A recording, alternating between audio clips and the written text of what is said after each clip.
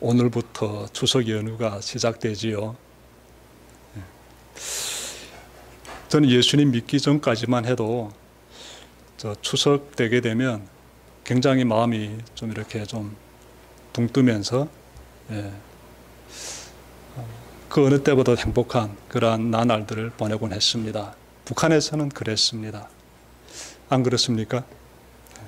우리 추석 되게 되면 집에서 맛있는 음식을 이렇게 큰 그릇에 담아가지고, 큰 그릇이라기보다는 북한에서는 그 뭐라고 하죠? 이런 큰 이런 그릇 보고, 저희 어머니는 그렇게 그 그릇을 사용했는데 음식을 가득 담아가지고 산으로 갔습니다.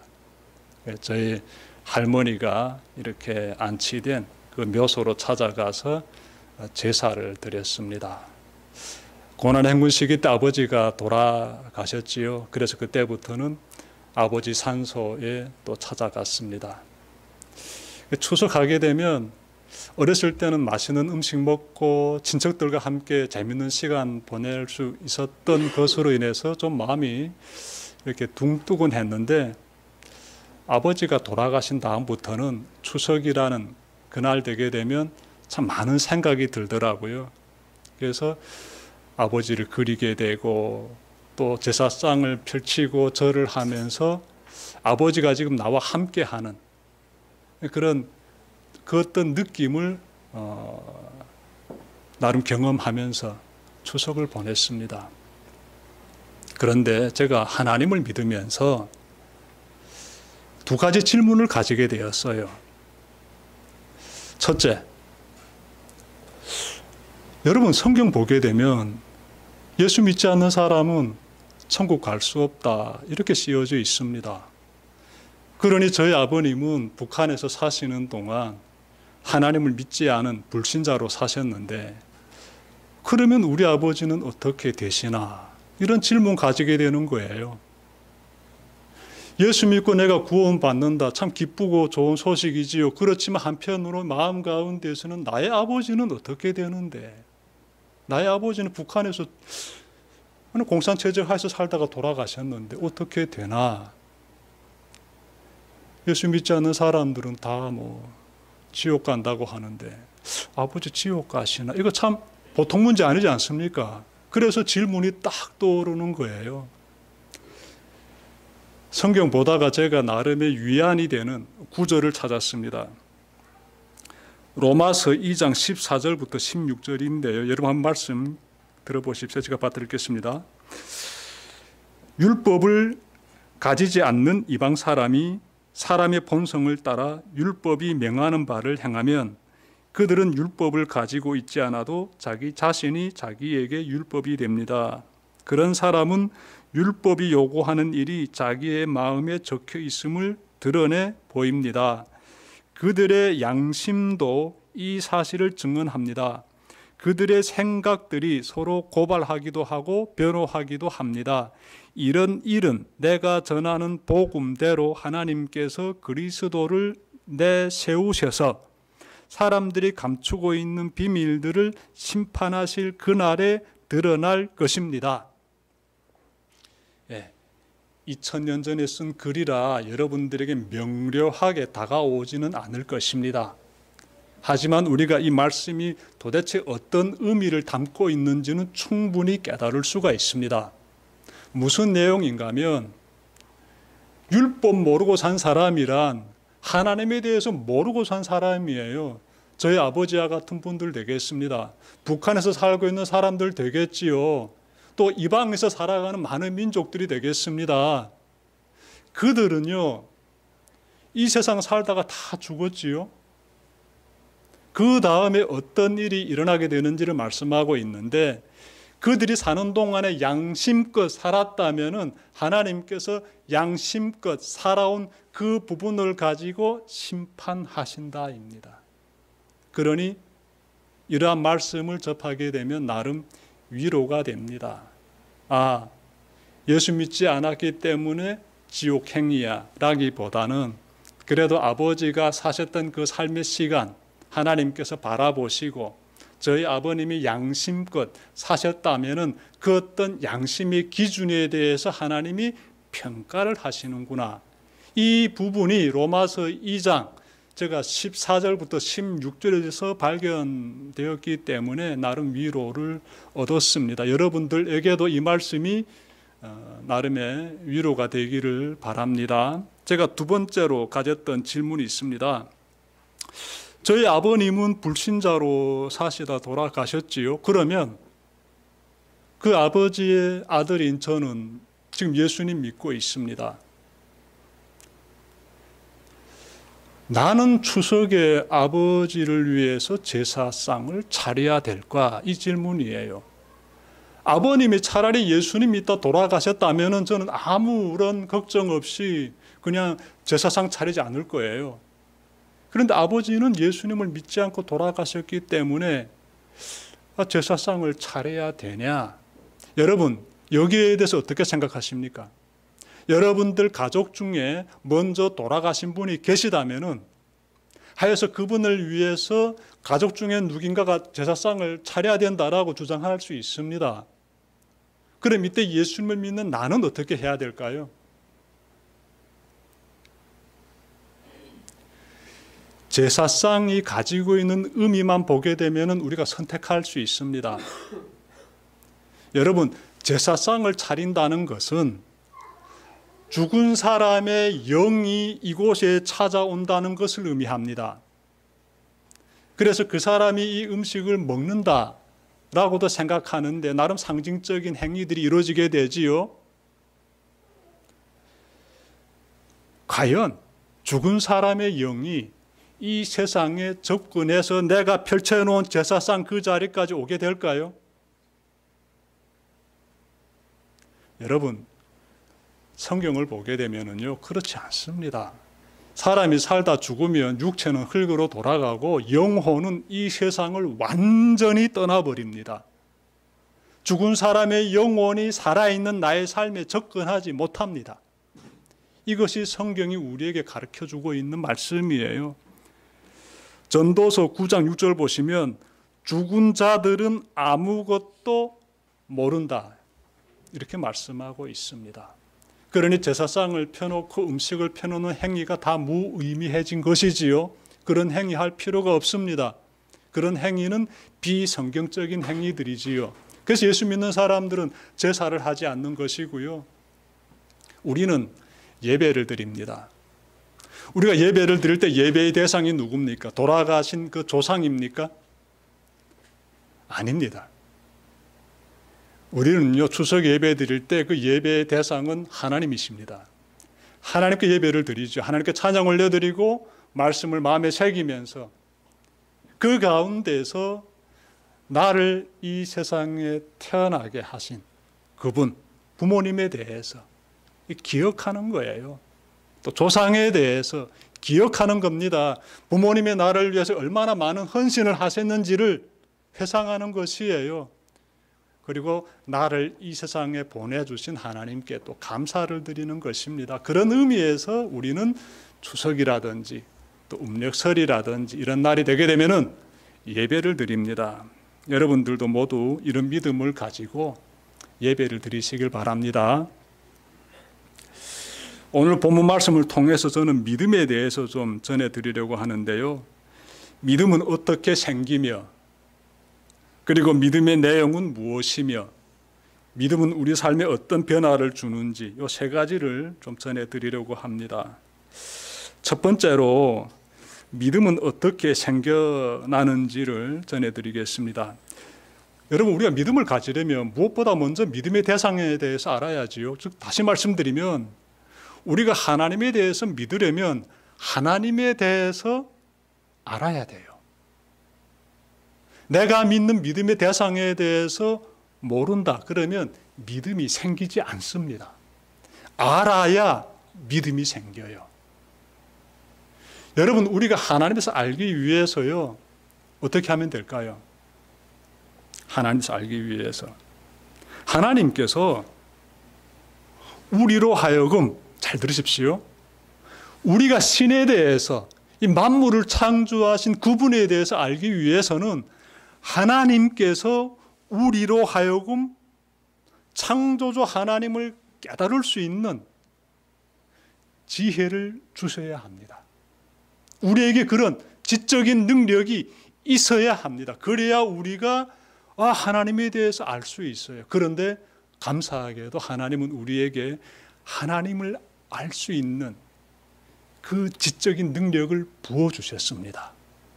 그래서 말씀 보게 되면 신명기 4장 29절 보게 되면 하반절에서 만일 마음을 다하고 뜻을 다하여 그를 찾으면 만나리라 이렇게 말씀하고 있어요. 만나리라. 다른 한 말씀 또 찾아볼게요. 예레미야서 29장 13절 보시면요. 너희가 온 마음으로 나를 구하면 나를 찾을 것이요 나를 만나리라 이렇게 말씀하고 있습니다. 여기서 우리가 굉장히 중요한 사실을 발견하게 되지요. 하나님께서 우리에게 하나님을 선택할 수 있는 선택권을 부여하셨구나. 우리가 하나님의 피조물이기 때문에 무조건적으로 기계적으로 하나님을 알 수밖에 없는 존재로 만드신 것이 아니라 우리가 하나님을 선택할 수 있는 그 고난 가운데서 하나님을 간절히 찾는 그러한 방법을 통해서 하나님을 알아가게 하시는구나. 이 사실을 깨닫게 돼요. 그래서 하나님을 알기 위해서는 어떻게 하면 될까요? 하나님을 찾으면 되는 것이에요.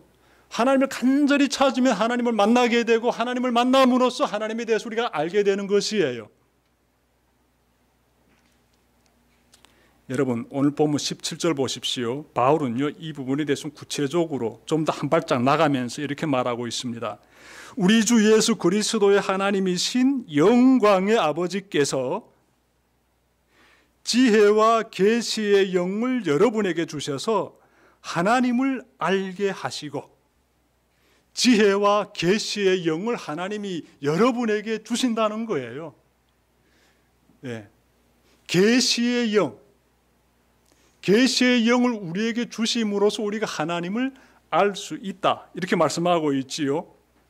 하나님께서 우리에게 자신을 나타내신다 이 말이에요. 저는요 여러 사람들을 나름 만나고 있습니다.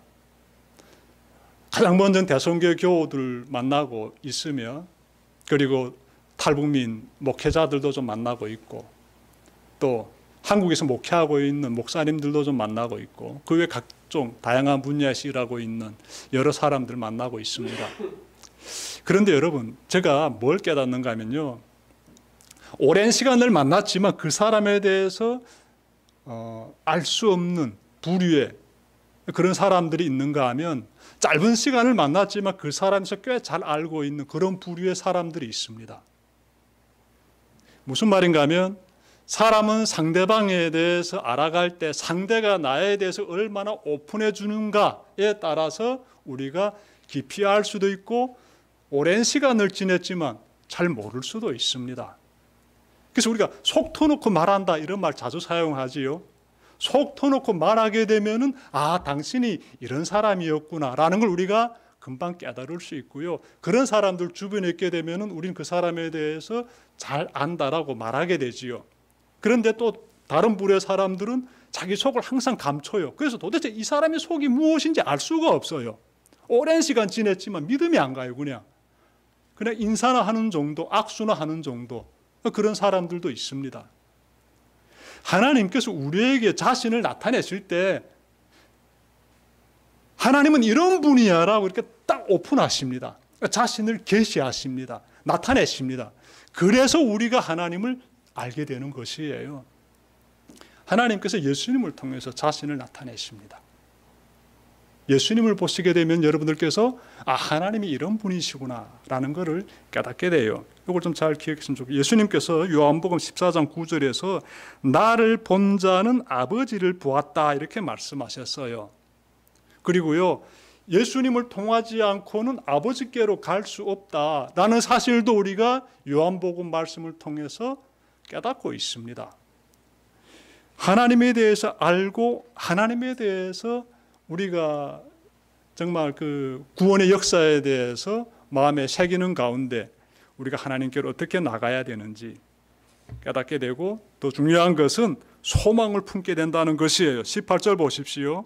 여러분의 마음의 눈을 밝혀주셔서 하나님의 부르심에 속한 소망이 무엇이며 이렇게 말씀하고 있습니다. 하나님께서 자신을 우리에게 나타내 주실 때 하나님에 대해서 우리는 알아가게 되고 하나님께 소망을 두게 되죠. 그 소망이 무엇이겠습니까? 영원한 생명이에요. 하나님의 영광스러운 상속이 얼마나 풍성한지 이렇게 말씀하고 있는데 하나님의 세계를 말씀하고 있지 않습니까? 그 세계는 영원한 생명의 세계지요.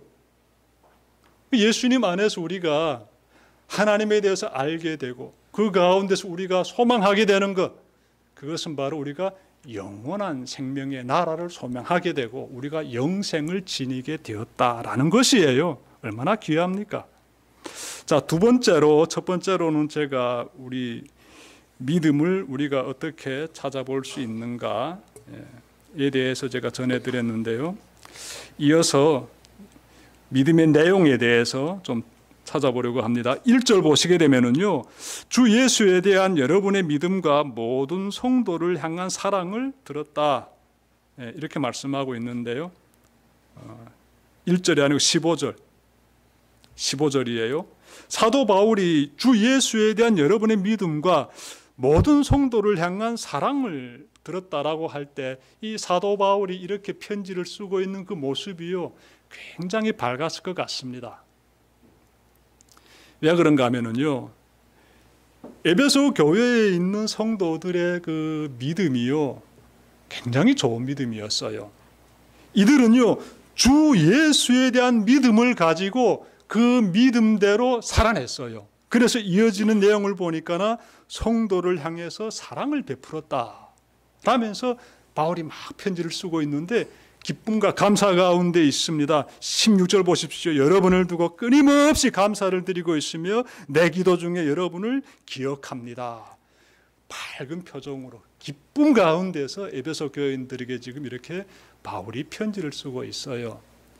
저는요, 이 바울의 이 모습을 보면서 참 많이 부럽습니다. 왜 그런가 하면, 여러분, 저도 이렇게 대성교회를 섬기면서요, 대성교회를 섬기는 목사가 가장 원하는 것이 무엇이겠습니까? 여러분들께서 예수님을 잘 믿는 거예요. 그리고 여러분들께서 예수 믿는 사람답게 하나님을 사랑하고 이웃을 사랑하는 것이에요. 그런 삶을 살아갈 때 저는 담임 목사로서 굉장히 감격하게 됩니다. 믿는다고 하면서 그 삶에서 사랑이 나타나지 않는다면요, 이것은 그냥 정말 소리나는 꽹과리나 똑같은 거예요.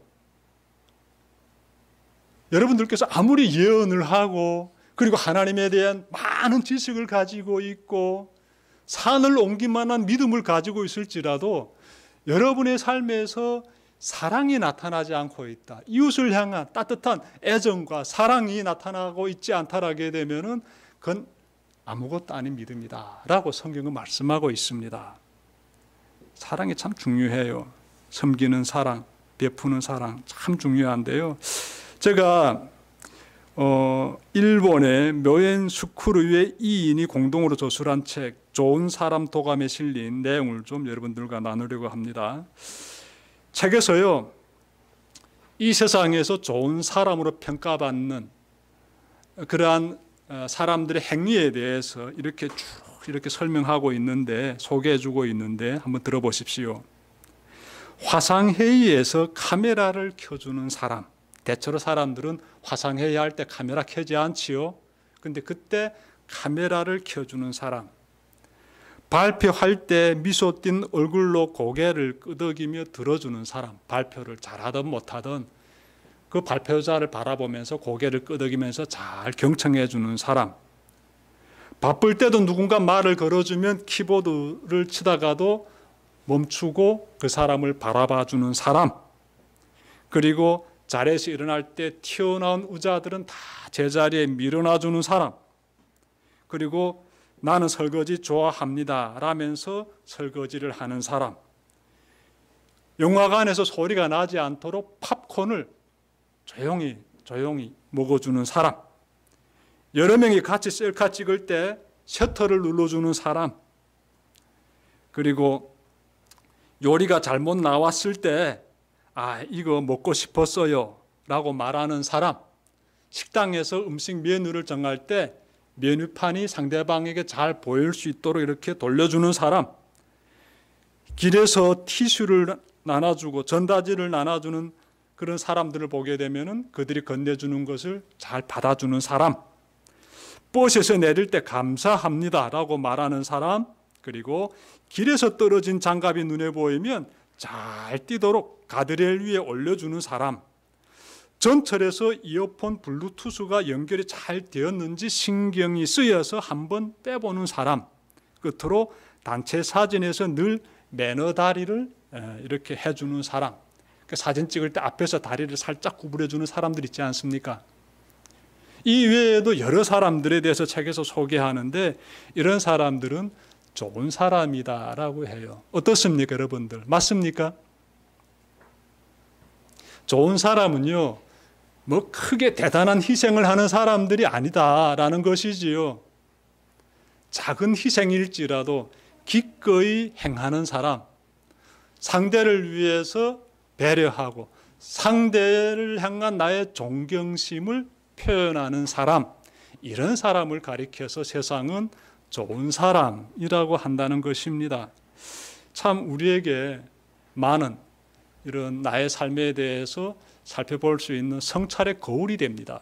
여러분들 이렇게 다 행하고 있습니까?